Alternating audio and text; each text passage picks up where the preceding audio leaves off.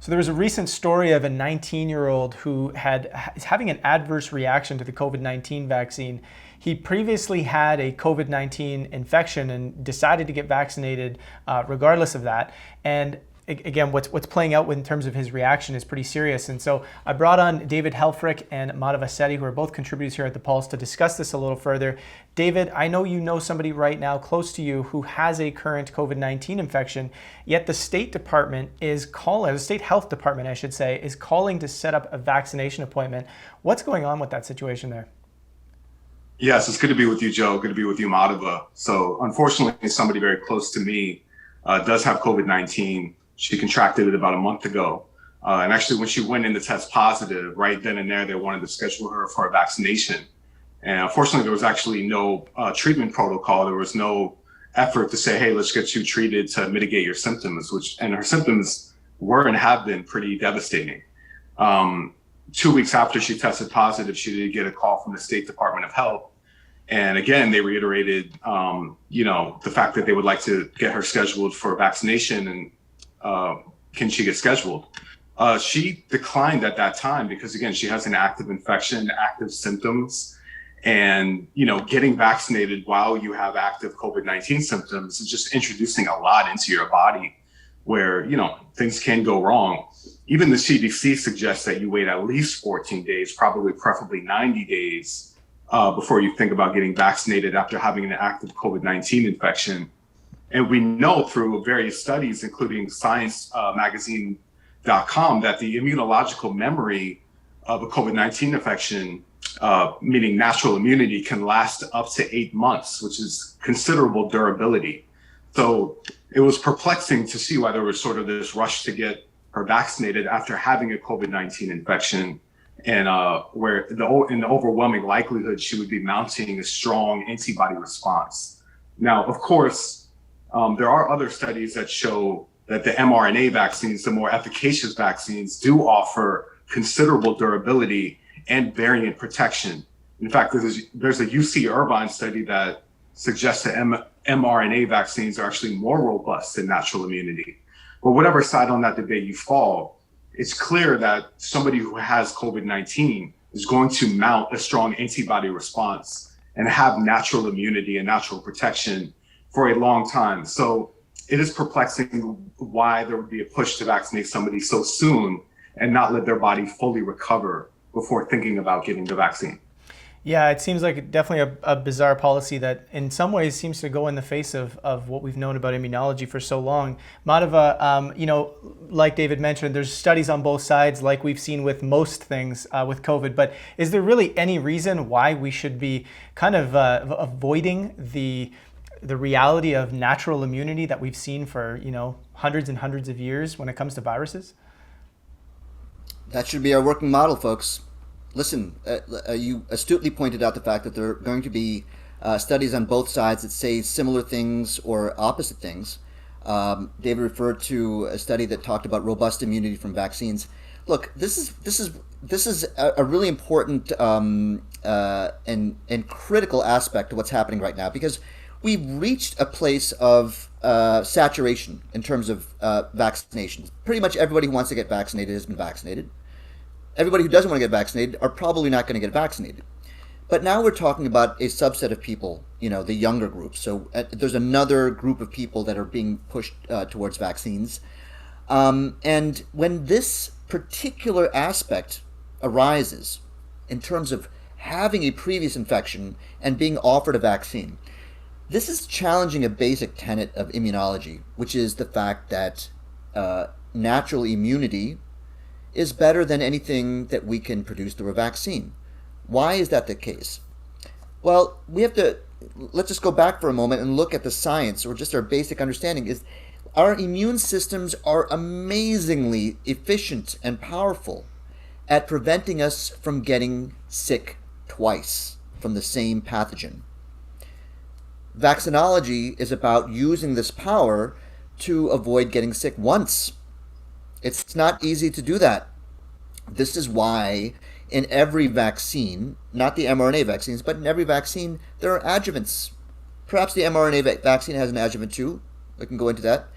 But we have to stimulate our immune system to create this response as if the virus or the attenuated virus or viral components is in fact the assailant when it's not. This is why you put all this bad stuff into vaccines. So we're trying to trick the immune system. So why we would start off with the idea that a vaccine is better than natural immunity is beyond sensibility, in my opinion. And for those of us who are vaccine supporters, and this is a brand new technology, and we don't have enough data to say that natural immunity is better. No, we do. We honestly do. You can find a study that supports vaccine immediate immunity, but just take a look at the number of breakthrough cases, which number in the thousands just in this country, versus the number of reinfection rates. Someone who has not been vaccinated that gets the COVID-19 twice. There's only a handful of those people in the world, at least documented.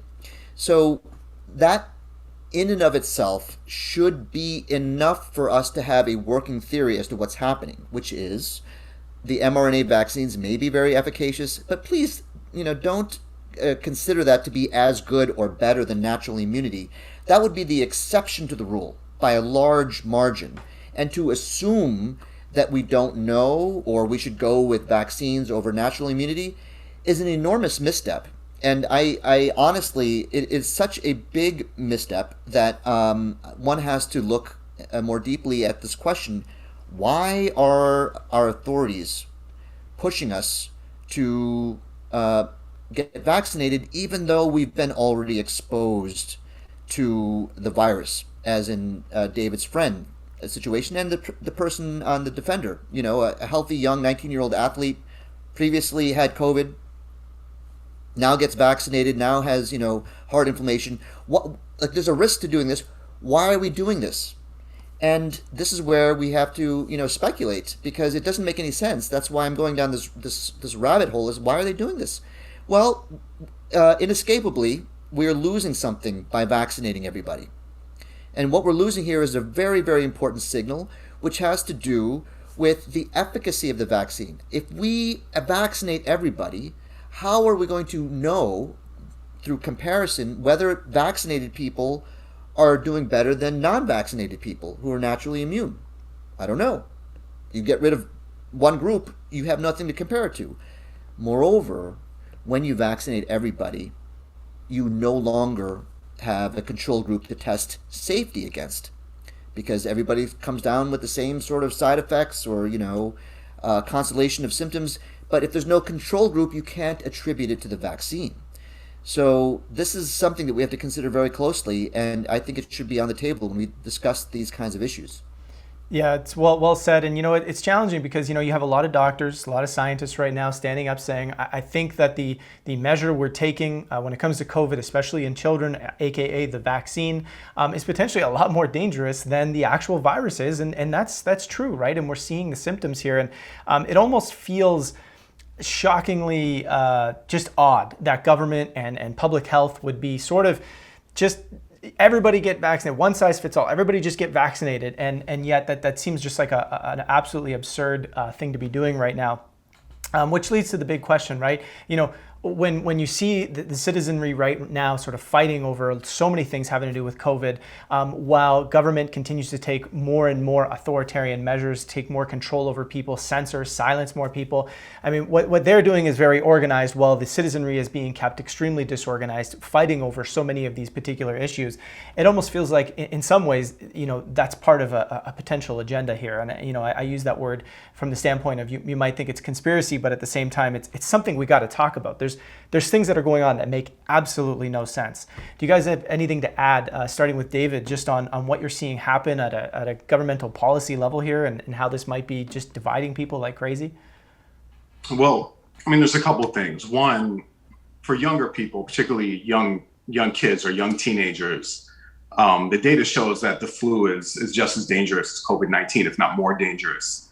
So the notion that we would have this one-size-fits-all approach tried to pressure vaccination for really young people and take away perhaps vaccine supplies from the more vulnerable populations or given that we have such an inequity in the distribution of the vaccines, and we're not really getting them to the parts of the world that need them more, it's just a little bit bewildering. But I will say this, I mean, we have significant vaccine hesitancy here in the US. Less than, it's probably about 40% of the population that's not vaccinated and doesn't plan on getting vaccinated.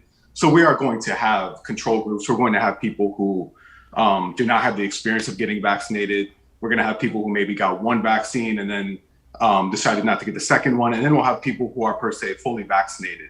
So the data will bear out. We're going to see if there are long-term or short-term effects to the vaccines. Obviously, we're seeing some adverse reactions, but we're also seeing people with long-haul symptoms with COVID-19 and devastating symptoms. So there's a risk in getting COVID-19, and there is a risk, even if it's a nominal risk, of having an adverse reaction to the vaccination. And there's a nominal risk of dying from COVID-19, a very tiny risk. So we have to keep all this in mind, and we have to allow the data to bear itself out. And I think if we get too married to kind of one stance on this, we're not open-minded enough to say that, hey, this is a novel coronavirus. These are brand new vaccines. So there's going to be science and data that comes out that may change our perspective on it, or may change our understanding of immunology altogether. But to Madhava's point, we can't just undercut everything we know about immunology and natural immunity and say, for this particular instance, vaccinated immunity is far superior, even if some studies do suggest that vaccinated immunity may provide more variant protection. It's hard to draw a conclusion on that to the point where we say, hey, young people, even if you have a nominal risk, we want you to go ahead and assume the risk of getting vaccinated, like this 19-year-old whose life has been ruined. So I think we have to keep in mind, what is the benefit to risk analysis here? Meaning, what is the benefit of getting vaccinated versus the risk of not getting vaccinated? And for younger people, it seems pretty clear. So I would just like to see a public health policy that differentiates based on individual circumstance, age, demographic, other risk factors, to the point where we're getting the vaccines to the people who really need them. Madhava? I believe that with this specific policy that David's friend has experienced, we see that the CDC is saying you're eligible for the vaccine even though you've had COVID-19. Just wait 90 days, and that's been amplified to wait 14 days to go to get vaccinated, based on the fact that you don't want to infect people at a vaccine center. This is an enormous distortion of what we should hold as a foundational of immunology. There's nothing to back up a 90-day window on an experimental vaccine. Like there is no demonstrable evidence for why they would pick that number. So these kinds of things, especially what we've just talked about here, make me really look more deeply as to what's going on. Is there an agenda? Which is, I believe, what your question was, Joe. And one thing we can say here is that it's demonstrated. The vaccine, our mandates, all of these things in the last 15 months, they've torn us apart. They've completely, not only is it black, white, blue, red, now it's vaccine, not vaccine, mask, no mask. I would suspect that this was a expected outcome from these kinds of arcane and draconian kinds of impositions. Not to get us all vaccinated necessarily, not to kill us all or not to make us all wear masks, but to keep us in constant conflict with each other. Yeah. It's working, if that's what's going on. That's why it's really important to have this kind of discussion, and I hope people out there are listening to both sides. David brought up really good points, and as usual, so did I.